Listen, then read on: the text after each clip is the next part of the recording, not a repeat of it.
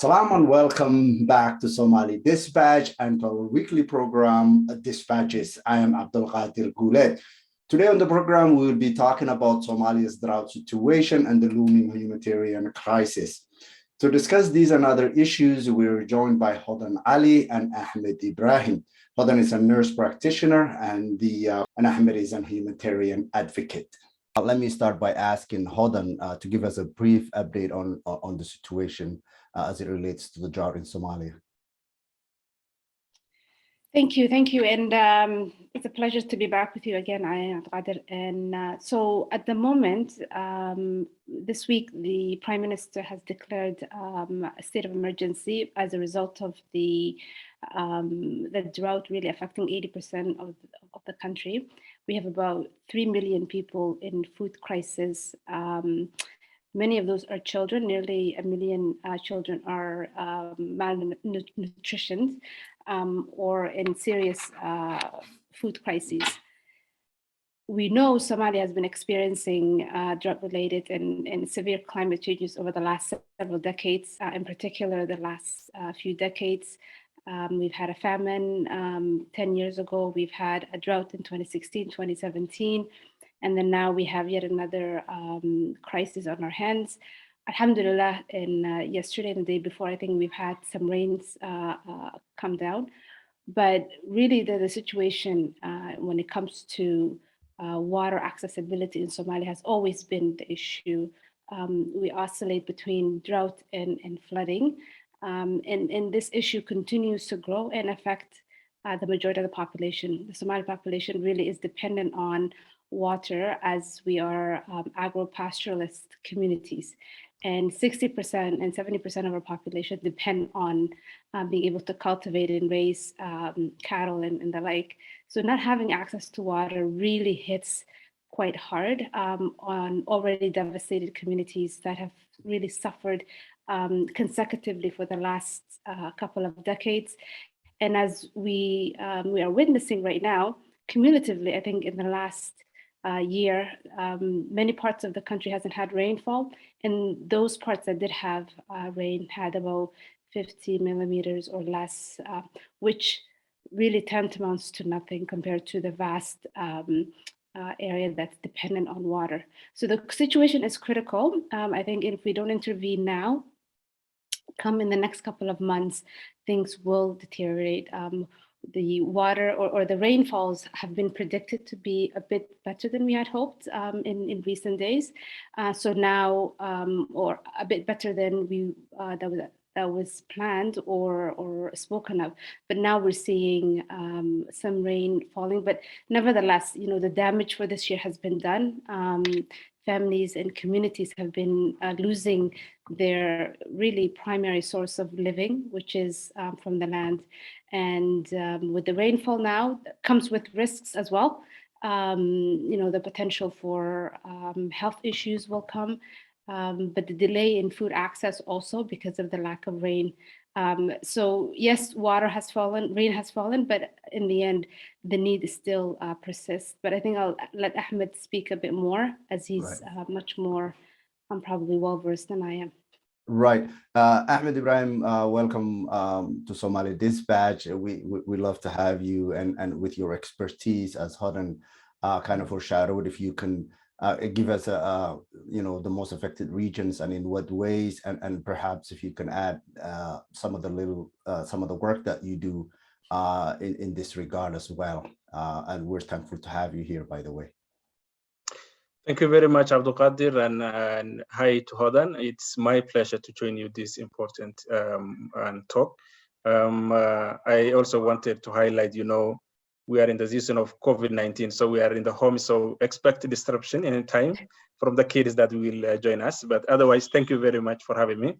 As Hodan mentioned, I think droughts is one of the repetitive disasters that Somalia have been experiencing for the last 30 years, in addition to other major complex disasters that we are exposed, including lack of government, repetitive conflict,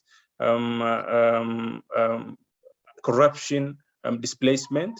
But this time, I think we have one of the seasonal droughts that Somalia used to have, but this time in high risk for multiple factors that is, causing these problems.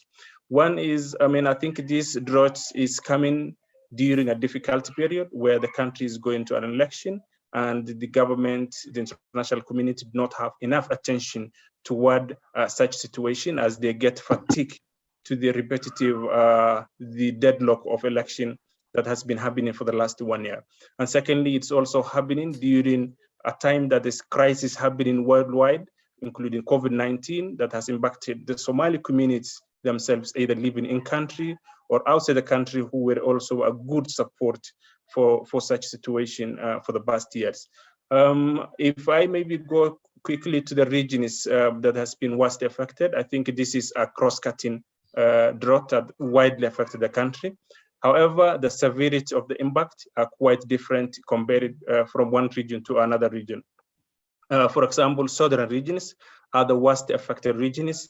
And the reason is, one, they have limited deep water. Many of them rely surface water, and when there's no enough rains for maybe past season, they will get exposed to such a crisis of either losing their animals. As Hodan mentioned, Somalis are relying on, many of them, on livestock, of course, and some of them on farming. But being a pastoralist also gives us that water is the most important thing, in addition to, of course, to the posture that the animal need to be fed.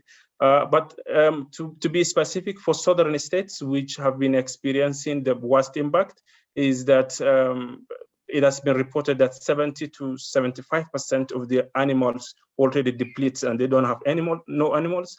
Many families already displaced and fled to the main towns, not only to survive for themselves, but also to save their kids, who are highly malnourished, as Hodan talked about. Close to 1 million children are under malnutrition or in a risk of malnutrition in southern states, of course, in wider Somalia.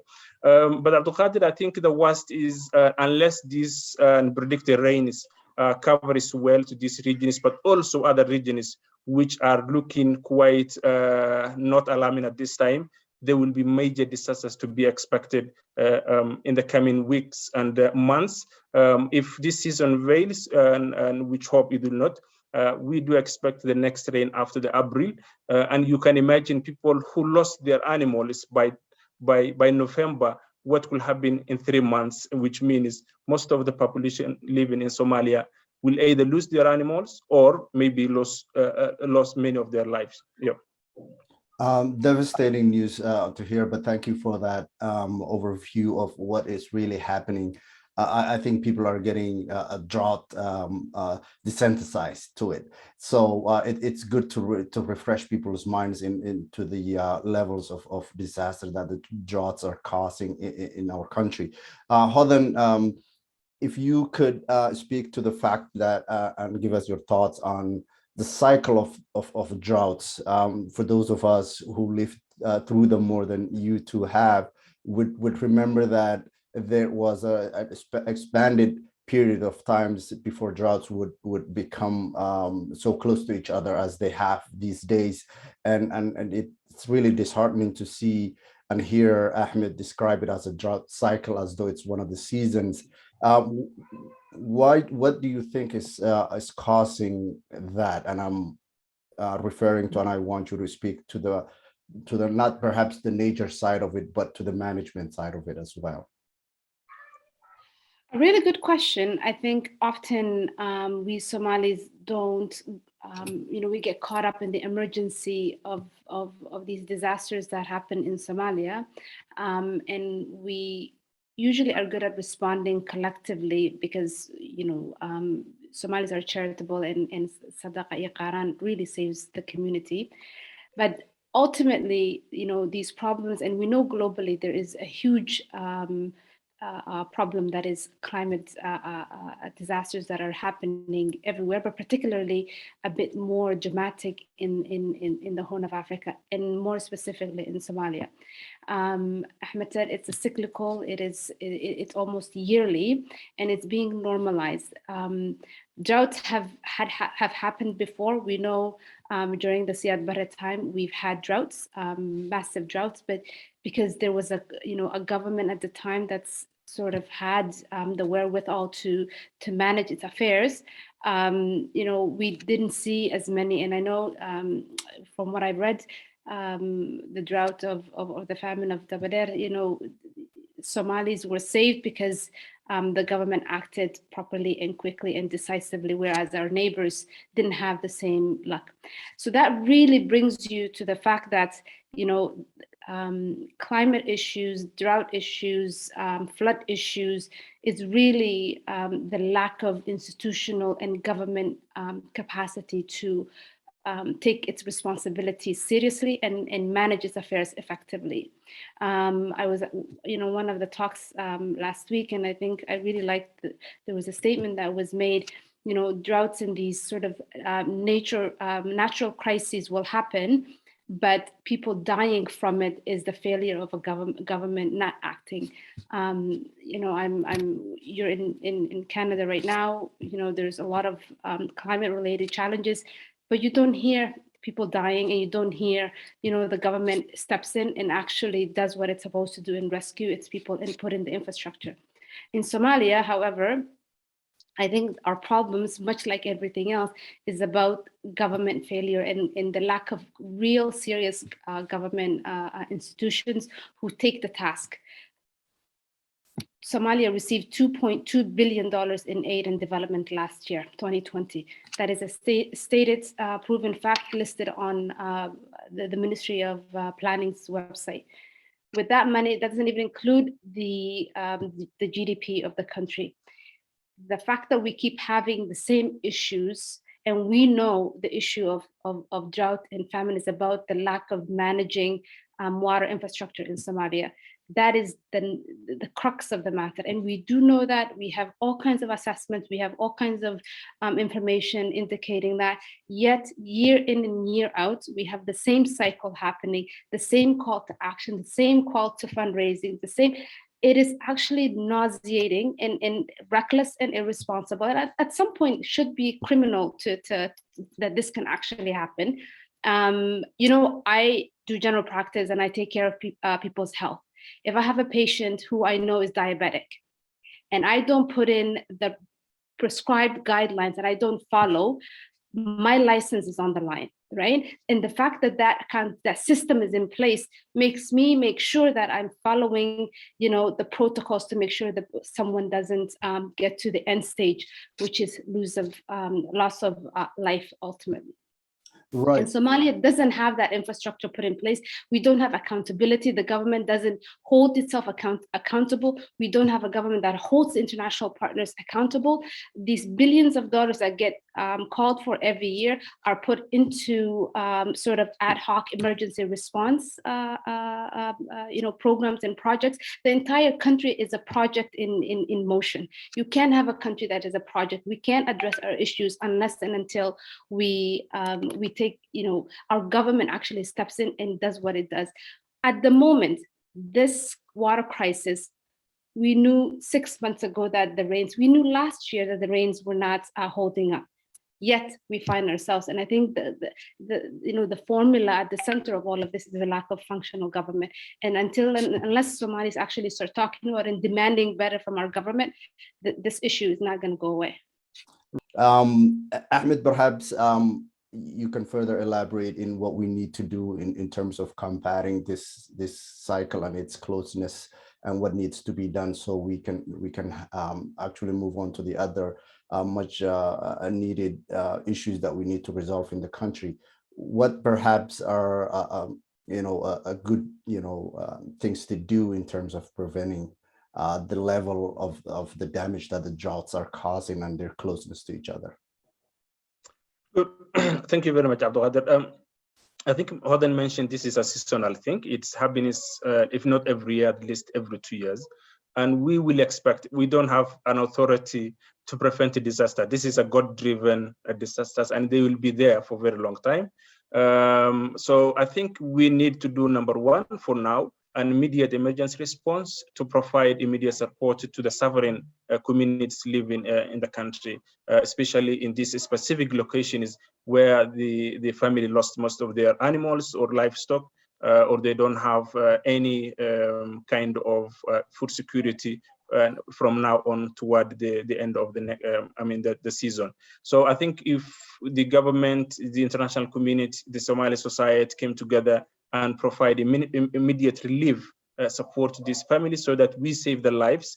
And at this time, not only provide food to the families, but also to their animals, so that for the long term, they can have animals, they can continue their life. Otherwise, it will be, I think it will be the similar disaster where we have repetitive community who move from pastoralists to IDBs, and they will live permanent that, unreliable life, and they will be living a life of relying aid, which I think many communities of Somalia are living now. I remember 10 years ago, we had less than 600,000 IDPs, but today we have close to 2.9 million IDPs living across the country. And it shows how people are living from their traditional life to more reliance on aid and support from the external support. So in order to prevent that, I think it's important that we provide the support not only to the people, but to their animals, so that they have some sort of assets after maybe the next season and we get the rains, inshallah. My second advice and recommendation is we shouldn't focus on the climate crisis and the challenges, more focus building and responding to the vulnerability. You know, this is happening bad because, as Dr. Hodan mentioned, several disasters happen in Canada and many other countries in the world, but they don't suffer. People survive because their level of resilience, the available support. So, for example, we have, we said our people are relying on animals. So how can we make sure that water is available if there are droughts? How can we make sure that some feed of animals are available, they can easily buy, so that whenever there's a drought, there's no posture as traditional way of getting it. There's a one that they can buy in order to feed their animals. So I think it's also important that we focus more on building the resilience of the society, so that they become adaptive to the crisis and to the repetitive disasters that we cannot stop. And finally, my last maybe a suggestion is that we make this is a national issue, not an international issue. I do remember that several times we make a lot of outcry asking international community to respond, to make change. But I can tell you several droughts that the response were effective was Somali society who stood together, who owned the issue and made the necessary, fast hand to their society. I would like to recommend the Somali diaspora, who used to be very active in such situation. I do understand the impact of COVID-19 and other, financial crisis that they had, but also there may be loss of hope that situation will get better anytime soon. But I think Somalis have that kind of social cohesion where we can work together and build a quick but also a robust response to such situation. I appreciate that, Ahmed. Hodan, perhaps building resilience, as Ahmed recommended, what is needed is to kind of not have this over-reliance on international aid, but to have Somalis rely on each other for this, be it governance or be it the public contributing, as Ahmed insinuated. Could we have that when the international community support is the primary responsibility? They're put on that responsibility rather than us assuming. If you could speak to the role the international community should be playing, just like they do, these agencies that we all know do have a role to play in disasters, no matter where they happen. My proximity to what's happening in British Columbia, Canada is astounding to me, because as I observe this, I'm also, in my background, I'm thinking about Somalia and the roles that these supporting agencies are playing. The roles are reversed. In Somalia, they're the primary, where here they play a supplementary a role where, you know, they contribute, but the government takes responsibility and the people take responsibility, and neighbors welcoming neighbors, and, you know, citizens helping citizens out. How could we reduce the over-reliance in this foreign aid situation and make our efforts the forefront of these, you know, mitigating effects?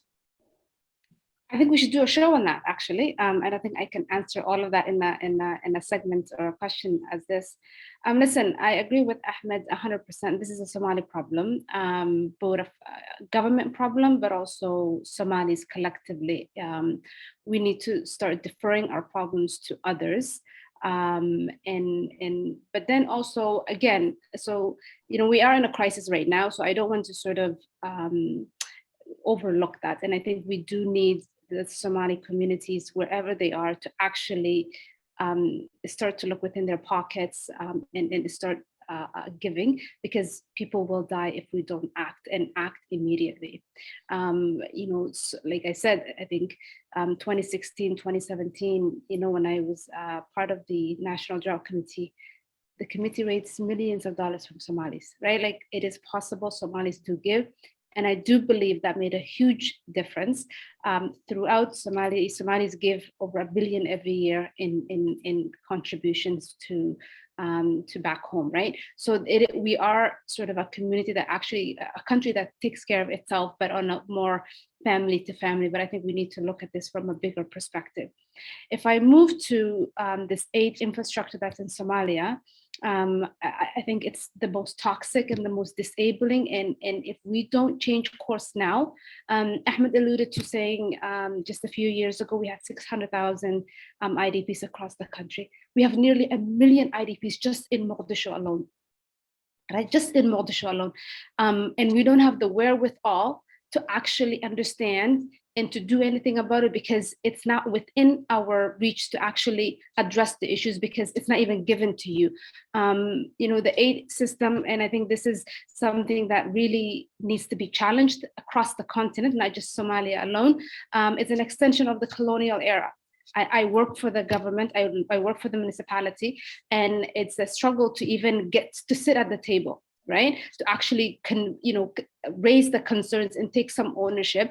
There's always this aura of being othered in your own country, trying to actually work for the people, right?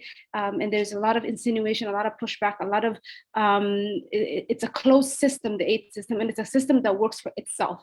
And I think Somali people really need to understand that. The way it's actually set up is to extend the dependency of Somalis on aid, because what that does is prolongs the mission that is the aid mission in Somalia. There isn't a clear indication when the humanitarian arm of the UNSAM mission tends to leave Somalia, right? There isn't. And so long as it's an open book, right, the aid will balloon, the problems will balloon, so the aid balloons with it, right? Every year we see, in 10 years, we'd had more than 50% a doubling of displacement in crises. That's within a decade. If we do the same in another decade, the entire country will be either internally displaced, and we're not able to self-sustain or produce anything. So this is actually people talk about the politics and the security, all of that is well and good, which is absolutely true, and we do need to talk about it. But the humanitarian situation in Somalia, the displacement is actually one of the biggest threats that we face, that politicians and government are not really grasping the threat that it is to the nation, right? Because if you have people moving from the richest parts of the country into urban areas, right? We're not producing anything, whether it's raising livestock or whether it's actually growing farming, right? So we are a country that can't feed itself. We're a country that doesn't have factories or sort of developed a mechanism to actually earn income and create jobs. So what's left? We import everything. That's not a sustainable ways of doing it. And I think, in the next iteration of government, there must be sort of a shift to actually curtail this particular arm of the mission and to understand what we need to do to reverse. If we don't reverse, I think Somalia is headed for a serious humanitarian crisis in the next couple of decades. Thank you, Hodan. Ahmed, given your proximity to the situation we're discussing here, which is the drought in Somalia, and as we know, there's an election process going on right now. How much of that process is a distraction to what is really happening as it relates to the drought? Thank you, Abdul Qadir. I think the distraction is too big, not only to Somali government or international community, but also wider Somali society. You'll find that people are talking about, if you look the platforms of discussion, the social media, the wider media, all the talk is about politics. And you'll find rarely many people either talking about or advocating to the looming droughts impacting many society in the country.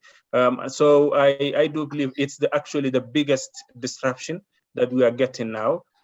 Secondly, I think due to the competition, many of the politicians who could have either gone back to their constituents, advocate, have to go to certain specific places where they need to provide support to get maybe election or secure seats either for them or for people they support. The second biggest problem is that, international community is also one of the biggest contributor to Somalia humanitarian aid. But now, due to their either fatigue to Somalia politics, due to their either dissatisfaction how things are happening, they either started to downplay some of the things, situation, and say, link up, how can we respond to a crisis where the owners are not willing to own the problem. So they said if the government are not accountable to themselves, accountable to their people, then how do they expect we are accountable? And I think the point that Dr. Hodan mentioned of accountability, how other humanitarian communities are accountable to Somali people, is a real question, and I think it requires a real answer from the international community. But now it also brings the other angle of the question, which says, are we also accountable? And I think we need to get a way to get a mutual accountability, that the government is accountable, Somalia society, public are accountable, the international community are also accountable, and there has to be clear measures for that accountability.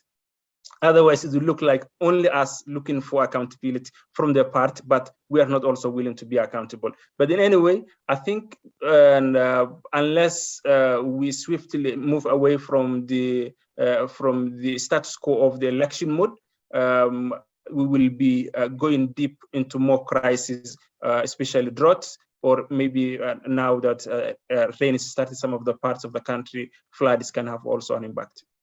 Right. Just like everything else in life, which that is important, it starts at home and with yourself. But the international community perhaps deserves an extra scrutiny due to the fact that it's alleged that it is empowering this bad behavior when it comes to accountability with Somalis. So it's a chicken and egg.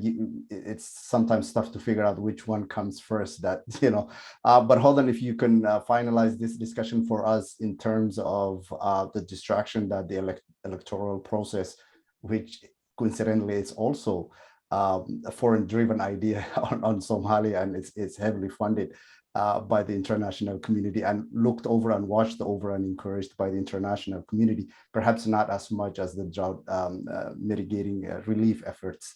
How is this overshadowing the acuteness of this situation that we have in Somalia? I mean, hugely, it's making it's having a negative impact. Just the fact that only this week the Prime Minister declared the state of emergency. We have $1 million donated by the government, a very mediocre gesture, but nevertheless a gesture. It just tells you that the focus and the priority is not the drought. It's not those who are dying, who are looking death in the in the face, to rescue them. We know that this election and previous elections, millions are spent overnight. Literally tens of millions is spent, and this is just to buy votes so people can get power.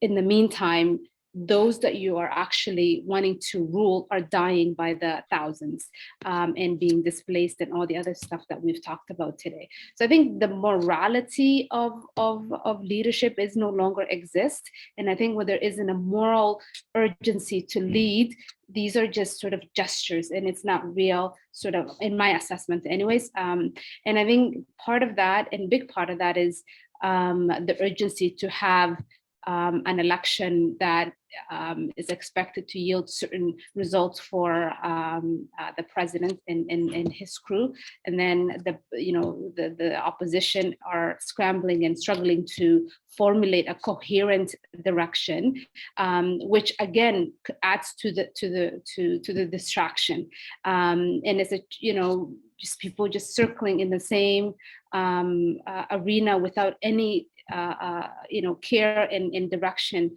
towards those that really are the most vulnerable.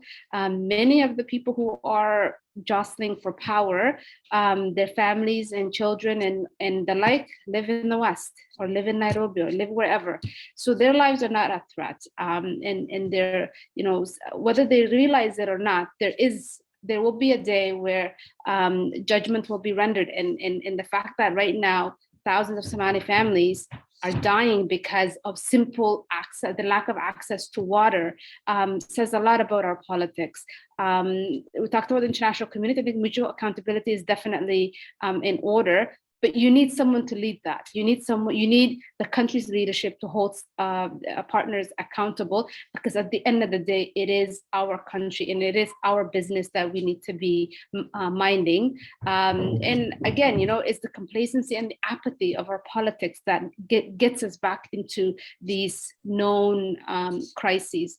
And until and unless we realize that, nothing is going to change. The current politics needs to end, so that the crises that we're facing are paid a bit more attention. Even young people, we can't mobilize you because everybody is consumed with the politics. You can't fundraise because everybody is consumed with the politics. Forget them giving you anything. You can't even get the public to pay attention, right? That's how distracting it is, and it's not helpful. And again, it's reckless. And I hope we see an end to this never-ending political cycle. I can, thank you enough, the both of you, both Ahmed, Ibrahim, and Hodan Ali, for your time and expertise, and perhaps sharing this dire situation and what could be done to mitigate it, and perhaps bring focus back to it. It is true that the politics are overshadowing this. Those that could have been helping are, somewhat stepping back just to see the transition happening, but some of us, we don't have the luxury of waiting, as some of the victims have already fell casualties to this drought. Thank you so much for joining us, and perhaps we can continue this conversation and others like them in the future. But have a great night, and thank you for joining us today. Thank you very much, Abdul Qadir. Thank you for having us. Thanks for having us.